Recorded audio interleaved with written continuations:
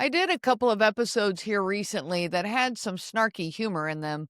If you missed them, they were Covert Narcissism 101 and 102. And, it's the guidebook for the covert narcissist.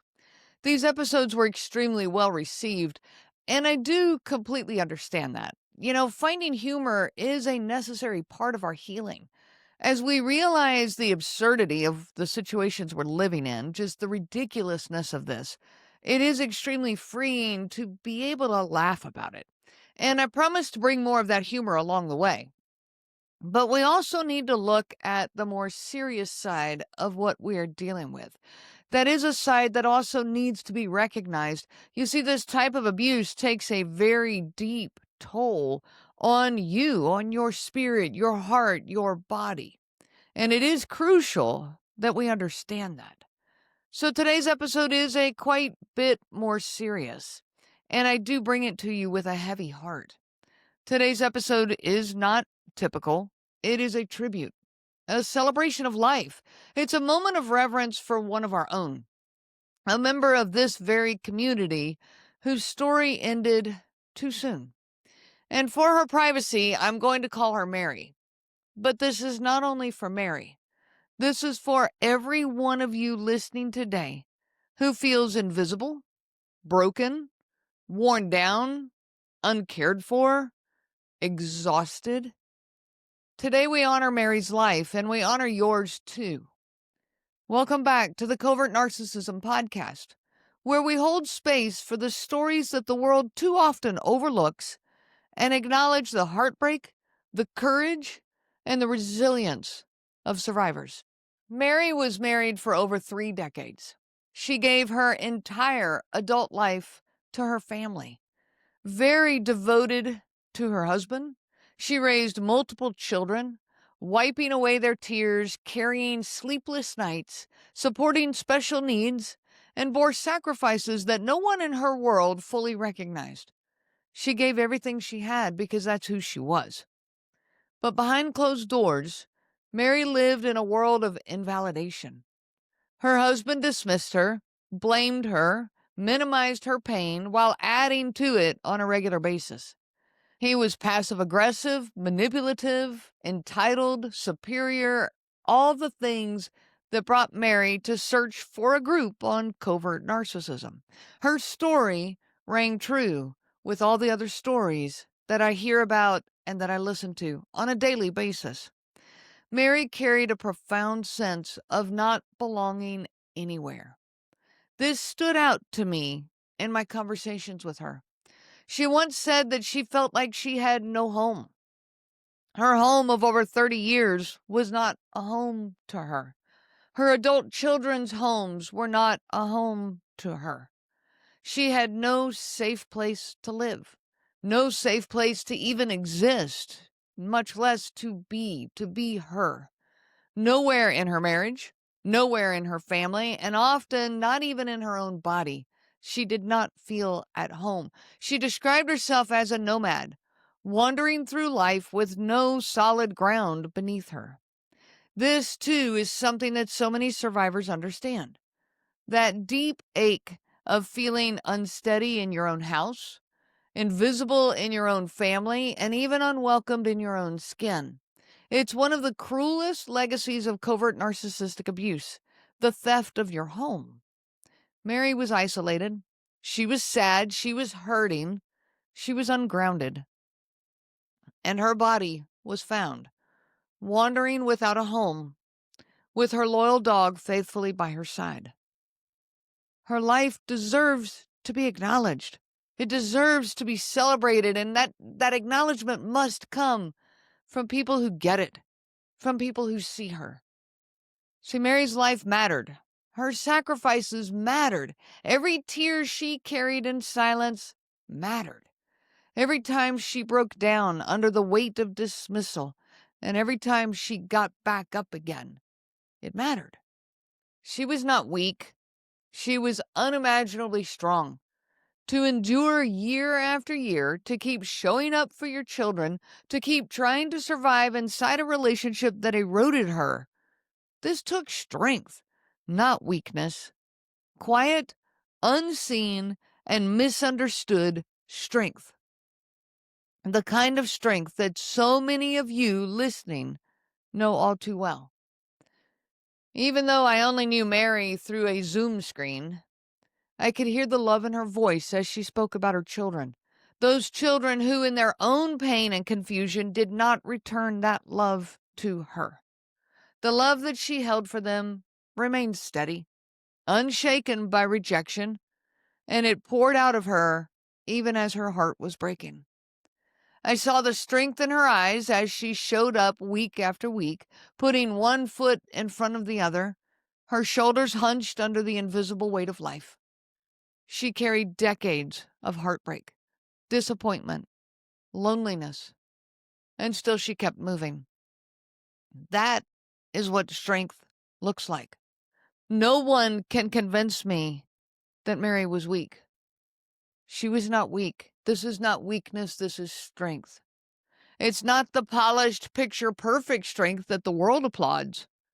No, it's the raw, bone-deep strength that survivors carry every single day. Survivors like Mary are like candles in the dark, flickering, yes, but never extinguished. And their light may be so small, and it may seem so small, but it changes the entire room. They're like the trees standing in the middle of the relentless storms, branches bending, leaves stripped away, but the roots hold firm, refusing to break. And this is where I want to pause and acknowledge not just Mary, but you, the listeners, because I know many of you are carrying that same unseen strength. You keep showing up for children who misunderstand you. You keep giving love in households where it is not returned. You keep putting one foot in front of the other while carrying the weight of a life that seems impossible. That love that you carry, that strength inside of you, it matters. The strength you show even when no one sees it.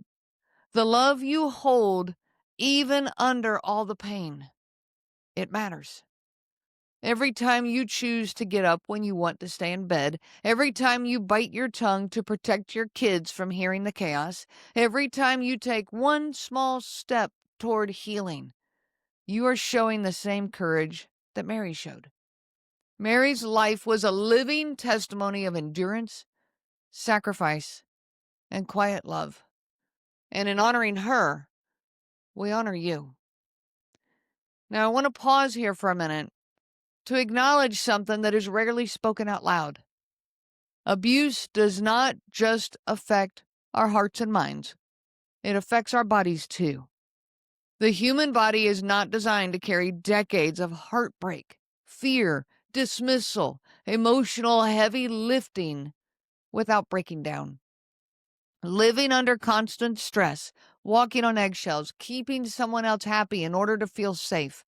This activates your nervous system over and over again. The cortisol, the adrenaline, the constant fight or flight, it wears you down. Cell by cell, it exhausts your immune system. It damages your cardiovascular system.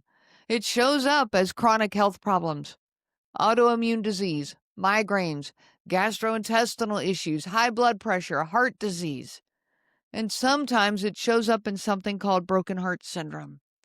This is not just a poetic phrase, it's a real medical condition.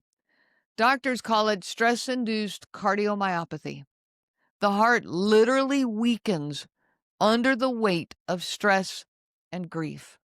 It mimics the signs of a heart attack, and it can be fatal. It's far more common in women who have endured years of emotional heartbreak. So please listen to the seriousness of the situation that we're in and the life that we're dealing with.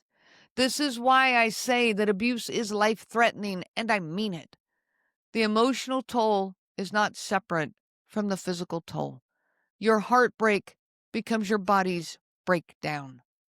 Your invisible wounds become very visible illnesses. And far too many lives, like Mary's, are cut short under the strain. Now, her family did not see her pain. They did not understand the toll that this was taking on her body, her heart, and her spirit. And now, in her death, I don't think they acknowledged the reality that she was living. That silence, that erasure, is one of the deepest wounds of covert abuse. That is why I make this acknowledgement, not only for Mary, but for every single man and woman who are living Mary's nightmare, for every survivor whose truth has been denied, whose story has been buried, whose life has been misunderstood. You deserve to be seen. You deserve to be believed. And today we speak that truth out loud. So this tribute widens. Mary, we honor your life. And to everyone listening who feels invisible, broken, and unheard, this is your celebration of life too. To the one who cries alone in the car before walking into the house, I see you. To the one who stays awake at night so the kids don't hear your sobs, I see you. To the one who feels unwelcomed in their own home, uncomfortable in their own skin, wandering like a nomad, I see you. To the one whose body has broken down under the strain of carrying decades of emotional weight, I see you. And Mary sees you too. You are not crazy. You are not weak. You are not broken. You are courageous beyond words. Your sacrifices, your devotion, your very survival, they all matter. Mary's story reminds us of the urgency of honoring ourselves. She reminds us that we cannot minimize the damage of invisible abuse, that this pain is not just in your head, it is in your nervous system, it is in your heart, it is in your body.